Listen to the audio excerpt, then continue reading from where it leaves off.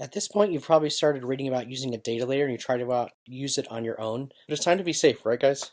So one of the things when you do is you might come in, you write this data layer, and then you see it looks like this, and it says data layer, you're following all the rules, you created a couple of things you want to save, put in a script. I even put it here in Google Tag Manager itself. Problem was, when I fired that tag, all of a sudden, I can't get clicks anymore. Nothing is picking up. As soon as the page loads, I'll refresh it here. Nothing happens. It's just get a window loaded and then my clicks aren't getting picked up. Nothing's working anymore. I don't know why. The problem is that when you just do a data layer, you're actually rewriting the data layer and you're actually deleting everything that Google Tag Manager needs to run. So when you're looking at this Google Tag Manager using the data layer description, you actually need to zoom down past this section to this data layer push. So the data layer push allows you to add information to the data layer without breaking the existing data layer. So let's get rid of this. We'll actually delete that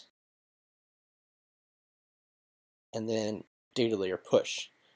So we'll rewrite it now as data layer.push. Open up here, put the same information in there, have it fire on all page views, and then I refresh,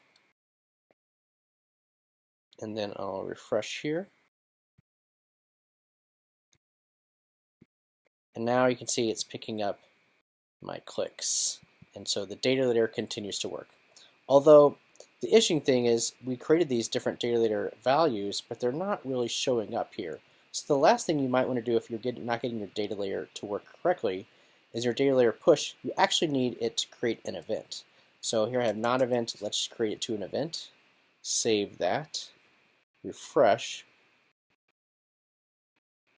And I'll refresh here.